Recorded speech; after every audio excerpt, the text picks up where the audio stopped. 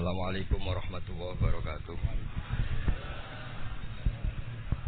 Rabbi shrah li sadri wa yassir li amri wahlul 'uqdatam min lisani yafqahu qawli. Allahumma shalli wa sallim barik ala sayyidina Maulana Muhammadin wa ala alihi wa sahbihi ajmain. Amma ba'du.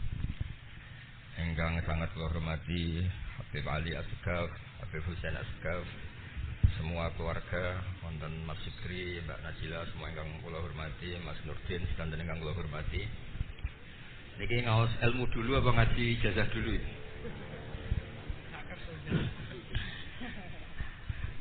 Ini malah aneh. Buat urusan ribet. Buatan Satu dua. Pakai ini aja, tidak usah ini aja.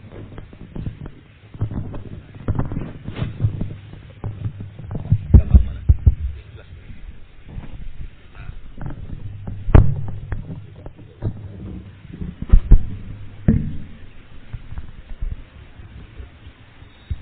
Ya, niki ngaji ilmu dulu, nanti bagian terakhir ijazah.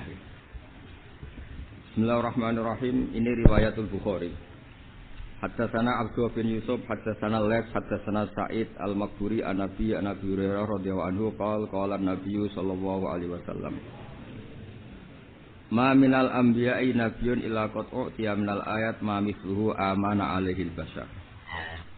Wa innama kana alladhi utituhu wahyan awhahu wa ilayya fa arju an akuna aktsarahum tabi'an yaumal qiyamah. Jadi kita tahu semua nabi itu punya mukjizat, ya, semua nabi itu punya apa? Mukjizat. Mukjizat itu hal yang luar biasa yang memastikan manusia itu tidak bisa menyainginya atau menandinginya. Dan rata-rata mukjizat nabi dulu itu fisik. Misalnya ontanya Nabi Soleh itu kan onta tapi keluar dari batu, itu kan aneh. Aneh sekali.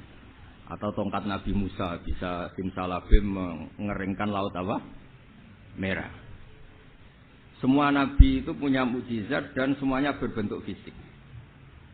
Kecuali mukjizatul Rasulullah Shallallahu Alaihi Wasallam itu berupa Al-Quran.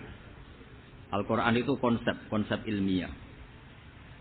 Terus kata Rasulullah Shallallahu Alaihi Wasallam, tapi saya karena Quran itu justru berharap pengikutku besar dan sampai hari kiamat.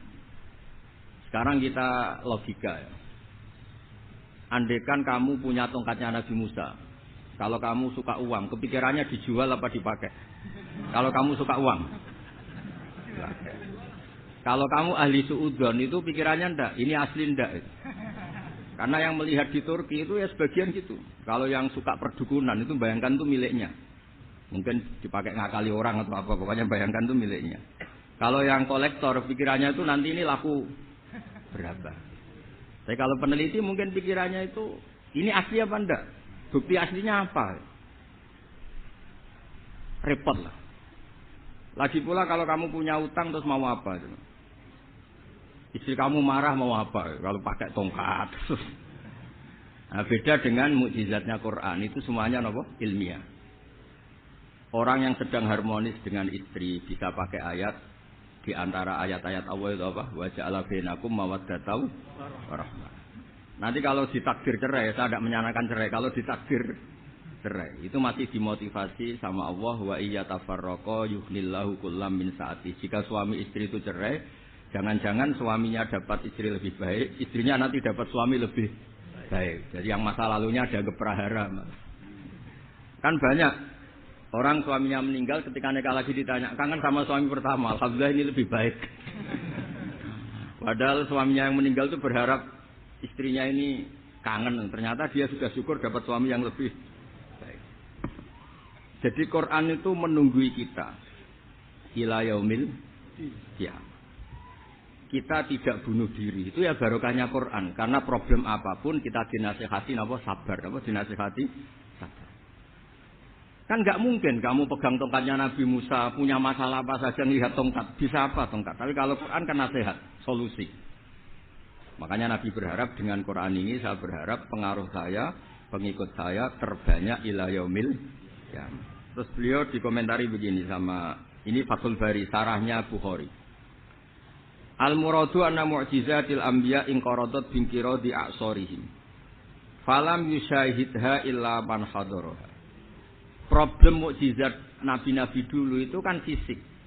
Sehingga yang tahu kalau Nabi Soleh punya unta yang ajaib, itu yang tahu ya hanya yang hadir saat itu. Yang tahu kalau tongkat Nabi Musa bertuah, itu juga yang tahu hanya yang hadir saat itu. Selebihnya tahu tongkat ya di museum. Tapi kalau Quran menjadi solusi, menjadi panduan, menjadi pegangan itu ila yaumil qiyamah.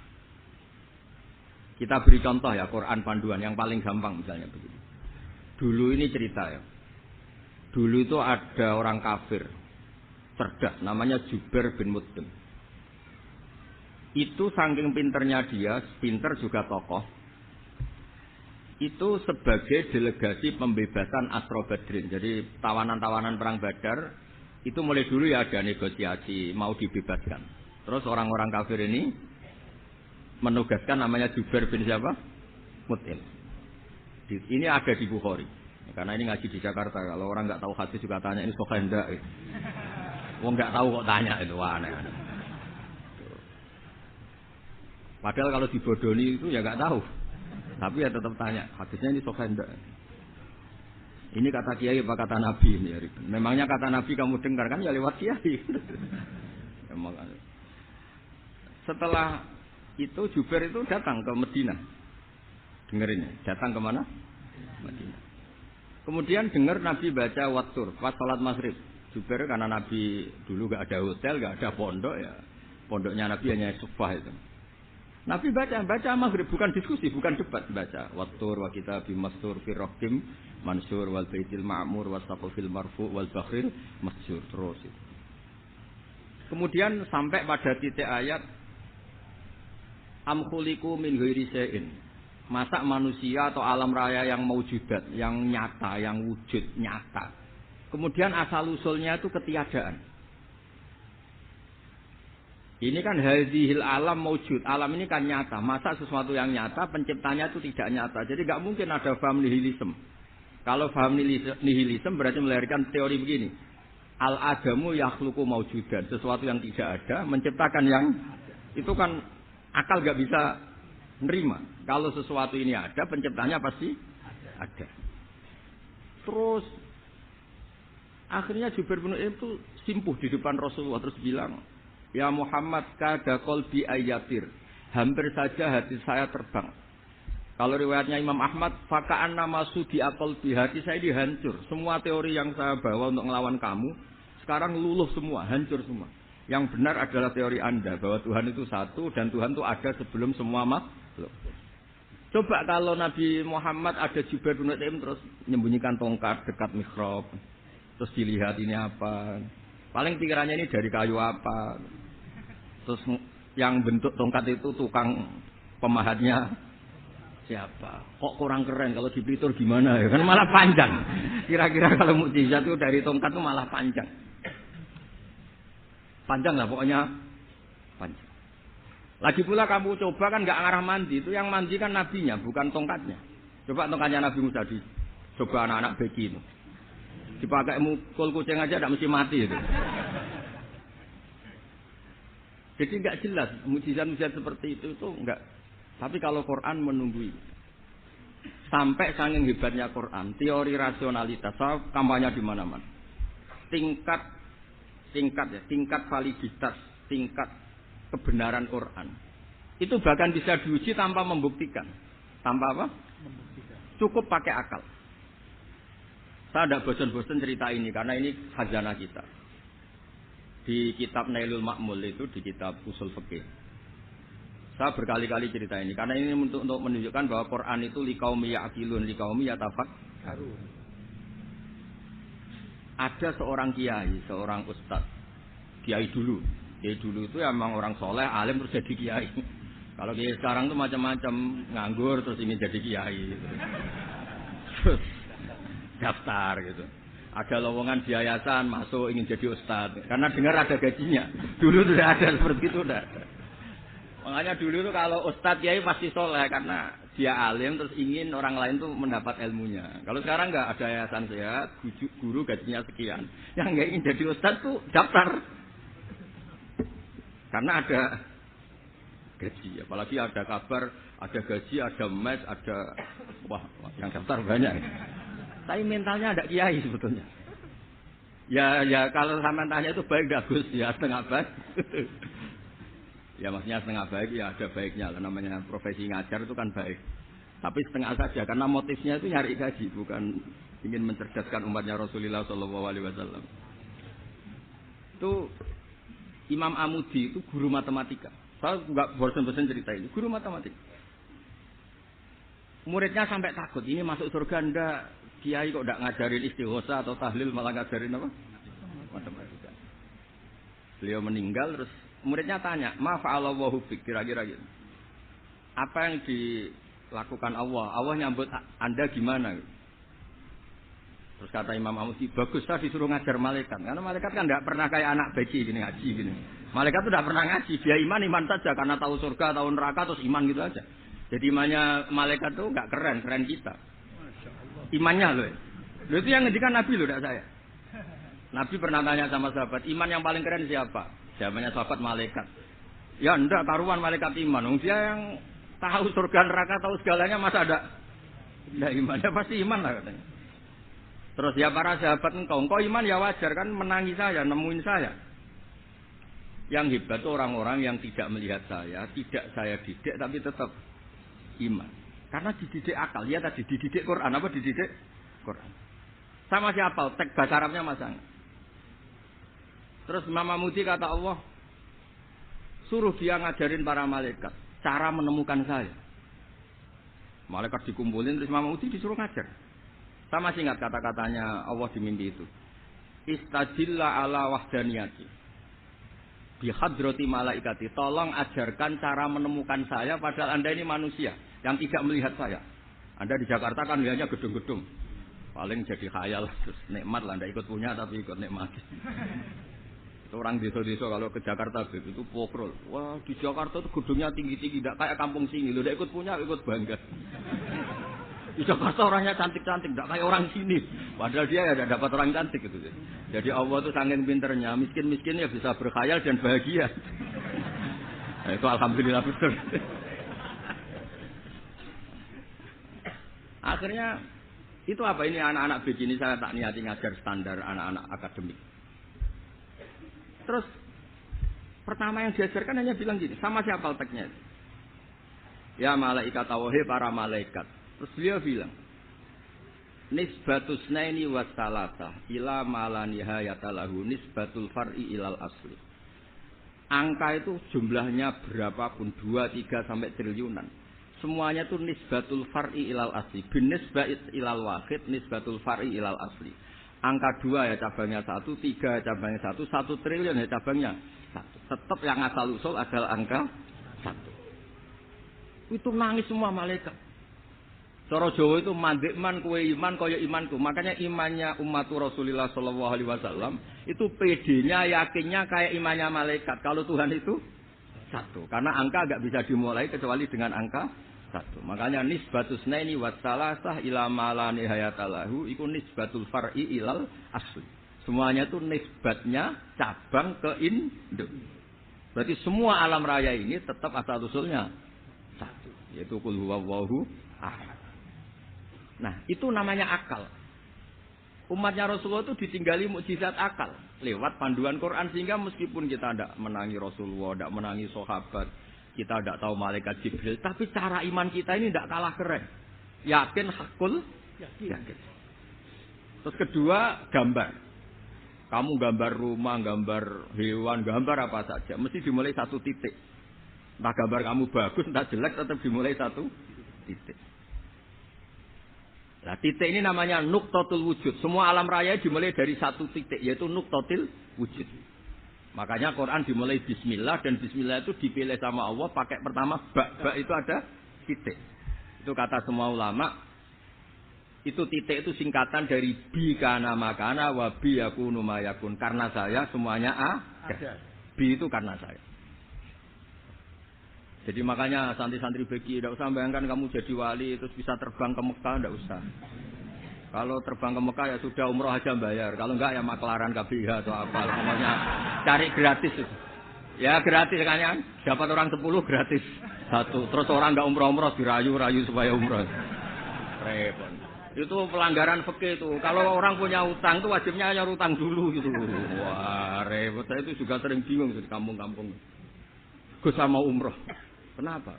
Dapat gratisan. Minta uang saja buat nyaur utang, enggak boleh. Wah, secara fikih yang wajib itu nyaur utang bukan umroh. Enggak boleh Gus diminta uang, enggak boleh, harus umroh. Udah gitu saya ini bingung Gus mau umroh, enggak nikmati. Kenapa? Disuruh ngajar Gus. Repot semua kalau ibadah mergawi ya gini bingung semua. Ya saya mohon anak-anak BK semua yang seneng Quran itu harus seneng sampai kayak saya sehingga tahu. Istidlal mencari Tuhan dengan cara tauhid yang berbasis akal itu sedzahir imannya malaikat. Jika di klasmen iman itu manusia ulul ilmi, kita yang nekuni ilmu itu nomor 1 prakteknya. Karena nomor 1 itu Allah karuan kan syahidah Allah kan enggak tertandingi syahidah wa annahu la ilaha illallah terus wal malaikatu. Malaikat kan karuan karena langsung menyaksikan surga dan ketiga apa wa ulul ilmi. Berarti prakteknya kan nomor 1. Kalau kompetitornya semuanya manusia, ulul ilmi nomor berapa? 1 kan?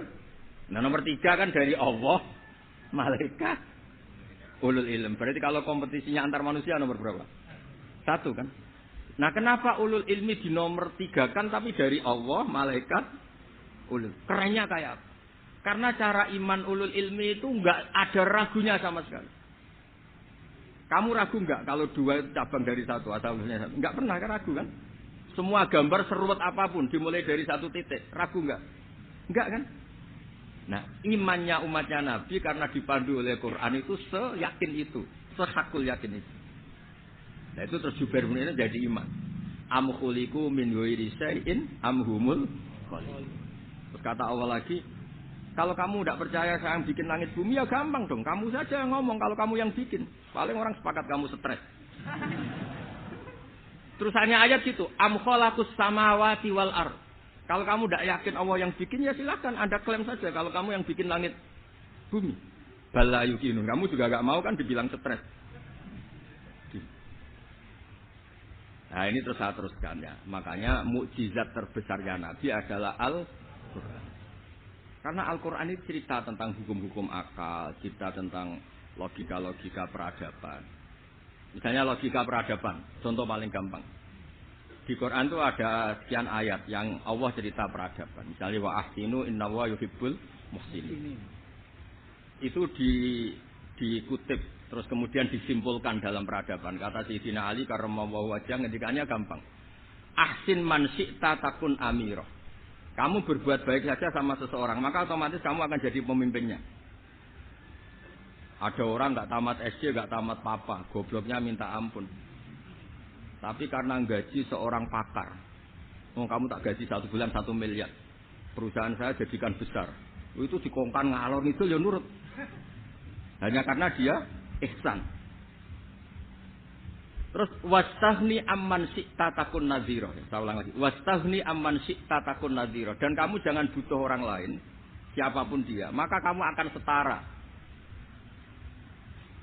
Misalnya ada menteri orang antri mau salim, tapi kamu tidak butuh kan tenang saja. Tapi kalau kamu butuh, habis kamu. Ya kan, kamu tidak butuh seseorang maka kamu posisinya akan setara. Kamu harus sopan karena punya utang jasa. Kalau nggak punya apa-apa kan setara. Ya enggak. Misalnya kamu jajar rektor atau jajar menteri, jajar apa saja. Kalau kamu tidak punya utang kan, kamu jajar menteri tidak punya utang, sama jajar satpam tapi punya utang, takut mana?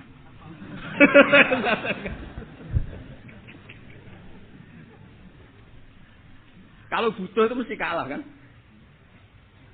Ada pejabat misalnya nggak begitu cantik sama perempuan cantik yang kamu butuh ingin dicintai, takut mak. Padahal nggak jelas orang ini pangkatnya apa. Jadi dalam hukum sosial itu kata Sayyidina Ali wastahni aman syi'ta takun nadhira. Kamu jangan butuh seseorang maka kamu akan setara. Terus yang terakhir wahtas ilaman syi'ta takun asiro. Asiro pakai sin. Dan silahkan butuh seseorang maka kamu akan jadi budak dia. Ya coba misalnya Anda seorang profesor, seorang alim, seorang jetok. Misalnya mencintai janda di ujung kampung sana, jalan kaki 2 kilo. Padahal itu gak tamat SD, tapi gara-gara seneng kacau kan? Logika kepangkatan hilang semua kan? Jadi itu hukum peradaban. Itu mewakili isi-isi sosial yang diterangkan Quran. Ya, dari paketnya 3 tadi ya. Ahsin man syi'ta takun amirah. Kamu berbuat baik sama seseorang, maka kamu bisa memimpin. Wastahni amman syi'ta takun nadhira. Kamu jangan butuh seseorang, maka kamu akan setara. Mbok kamu ketemu orang terkaya di dunia. Yo ketemu orang terkaya di dunia, kamu jejer, kamu tidak butuh dia. Tenang kan bisa setara kan? Tapi kalau butuh, harus sopan, ngajukan proposal, harus berakhlak karimah. Makanya sekarang, Anda kok berakhlak kenapa? Ternyata mau nyalek. Biasanya Anda berakhlak kok berakhlak. Ada apa ini? Makanya guyonan di Rembang itu Beb Husain ini. Kalau ada orang mendadak sopan sama temannya, temannya curiga, kok tumben sopan, mau utang ya?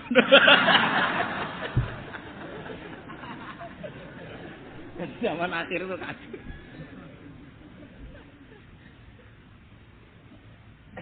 Ya di semua daerah gitu ya, sama Pak Rektor ya. Kalau ada teman biasanya nggak sopan kok sopan, itu temannya curiga. Ini Pak Rektor UI ini. Kok tumben sopan, ada apa ya? Karena di mana-mana orang butuh itu pasti beretika. Kamu punya teman paling berdua, kalau mau utang berakhlak gak? Atau misalnya kamu punya adik cantik, terus punya teman berdua, kalau cinta adik kamu berakhlak gak? Ya saya nggak sama sekali nggak berakhlak. Gara-gara butuh menjadi berakhlak. Ya jadi hukum sosial itu ya kuncinya 3 tadi. Ahsin man syi'ta takun amirah. Wastahni amman syi'ta takun nazirah. Terus wastas ila man syi'ta takun asirah. Kalau kamu butuh seseorang pasti kamu dibikin hina. Asir itu tawanan. Nah, Quran itu bicara sosial itu lengkap. Dan itu yang nunggui kita. Kita punya tetangga yang kurang baik, ya senang. Punya tetangga baik, ya senang. Kata Imam Syafi'i, saya berkali-kali cerita. Kok senang semua Imam Syafi'i? Ya bagus lah. Kalau yang senang saya enak lah. Tidak jagongan, tidak ngopi enak. Yang enggak senang saya, enggak ngarah utang. Uang itu nak, kamu punya tetangga, enggak senang kamu. Aman kan? Aman. Enggak akan pinjam uang kan, pinjam mobil. Enggak senang kok. Makanya Imam Syafi'i itu kalau ngedikan luar Syafi'i, diceritain orang. Ya Aba Abdillah bagiannya. Ya Aba Abdillah orang itu enggak senang kau. Bagus lah. Loh kenapa bagus? Waman asa'a ilaika faqad atlaqaka. Orang yang enggak senang kamu maka membebaskan kamu. Enggak akan pinjam uang, pinjam mobil, enggak akan ganggu waktu kamu kan enggak senang. Justru yang senang-senang ini masalah pinjam terus. Imam Syafi'i itu orang yang anggap dunia itu selesai. Ada yang cerita, ya Aba Abdillah, orang yang tadi cium tangan engkau, yang hormat engkau, di luar maki-maki engkau, ngerasain engkau, ngata-ngatain engkau. Ya bagus lah. Kok bagus gimana? Berarti saya wibawa, di depan saya tidak berani. Berarti saya wibawa, di depan saya tidak berani. Berarti itu makomnya sudah kulillah, sumadarhum fi khawdihim, yal'abun. Sudah dunia itu selesai, sudah agak penting semua. Nah itu kalau kamu anak-anak beki ahli Quran sudah ayatnya kulillah, sumadarhum fi khawdihim, yal'abun. Sudah lihat Allah saja agak penting, makhluk-makhluk itu. Dah makhluk semua agak penting, penting Allah.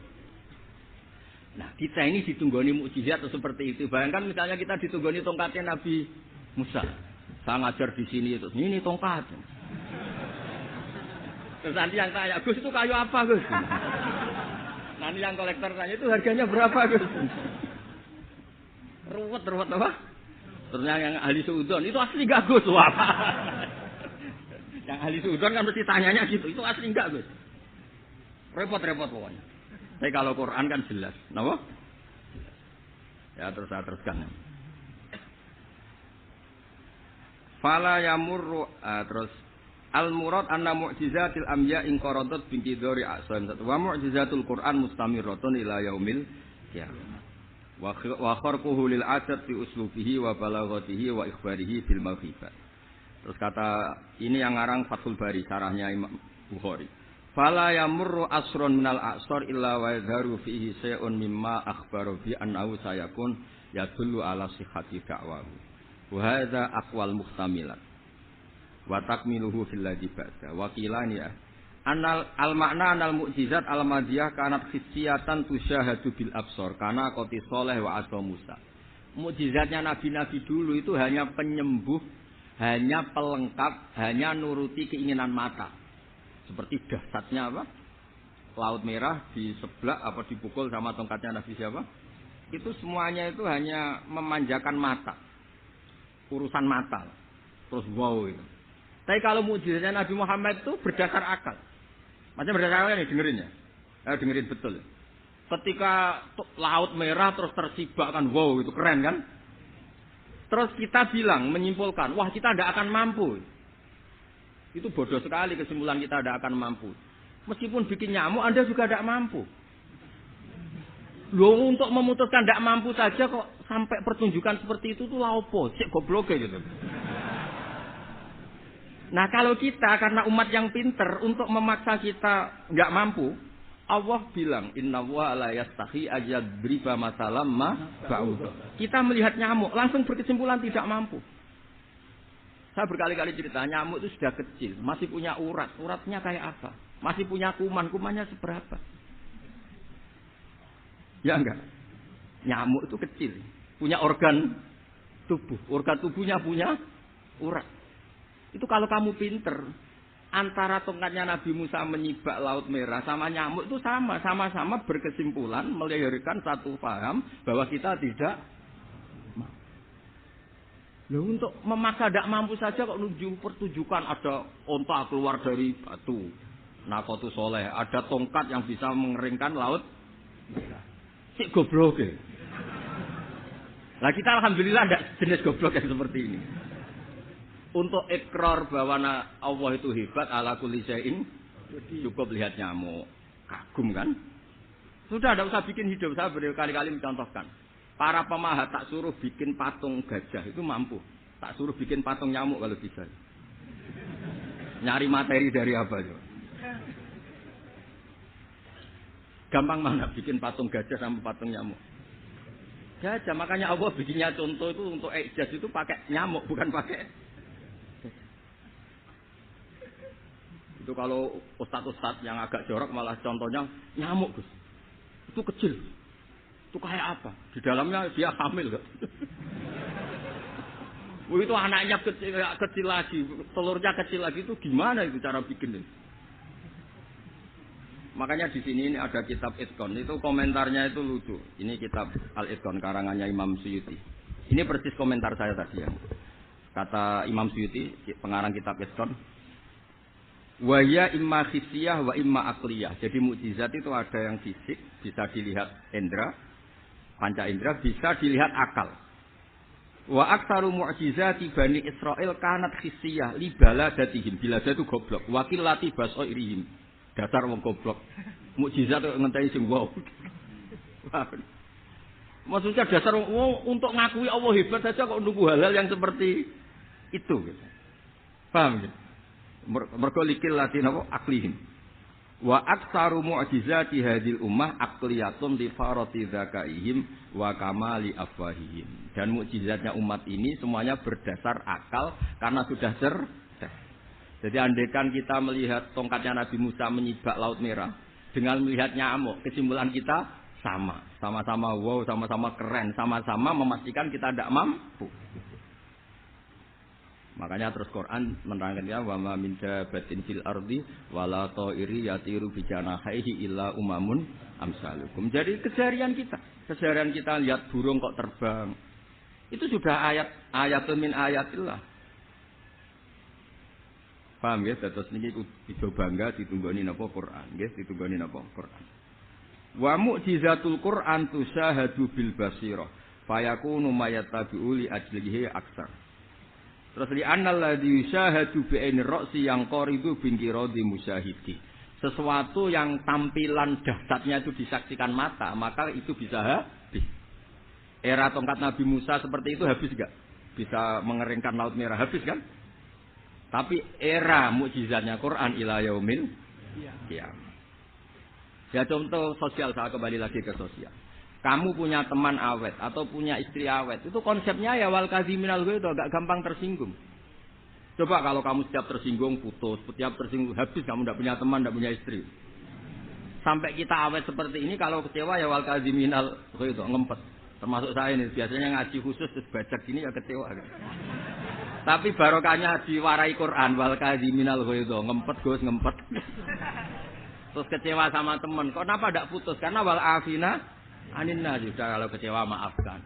Coba kalau kita kecewa presiden, demo, kecewa menteri, demo, kecewa orang tua minggat. Ya kalau dicari, kalau tidak kan malu. Saya itu punya teman tak tanya, kecewa Gus sama bapak itu. Kenapa tidak minggat? Malu. Kenapa malu? Takut gak dicari. Itu orang itu paling malu itu kalau keluar dari rumah nggak di. Saya punya teman lagi, saya ini takut mati Gus. Kenapa? Takut istri saya tidak nangis Gus. Itu kematian terburuk itu kalau saya mati, tahu istrinya tidak nangis. Oh itu malu betul itu. Makanya jangan mati. Pokoknya pastikan orang sekeliling Anda nangis itu baru berani mati. Kalau tidak jangan. Ya jadi mukjizatnya Nabi itu luar biasa. Walladzi yusyahadu bi'ainil aqli bakin yusyahidu kullu man jaa ba'dal awali mustamirran. Sesuatu ilmiah, sesuatu agama atau apa saja yang logis itu akan abadi ila yaumil. Kayak tadi. Ketika kita kecil diajari apa? Wujud, qidam, baqa, mukhalafatun, hawadisi, qiyamuhu, binafsihi, wahdaniyat, qudrati rasa. Itu ila yaumil qiyamah. Karena kita pasti punya logika tadi. Masa alam raya yang maujud didahului ketiadaan. Kemudian ketiadaan ini kita rumuskan, ketiadaan inilah yang bikin alam raya. Di mana-mana nihilisme ketiadaan ya layu akhiru sayyan namanya tiada ya tidak punya akibat apapun. Yang punya akibat apapun ya sesuatu yang wujud. Loh itu kan ila yaumil qiyamah, sampai kapanpun teori itu akan nunggui kita ila yaumil. Tapi kalau tongkat Nabi Musa ketika kita tidak melihat kan punya alasan tidak nganggel, Musa tidak tahu. Tapi kalau kamu seperti ini, orang paling mulhid sekalipun, paling ateis sekalipun terus ditanya, bisa enggak Anda mulai angka di luar angka 1? Tidak bisa kan?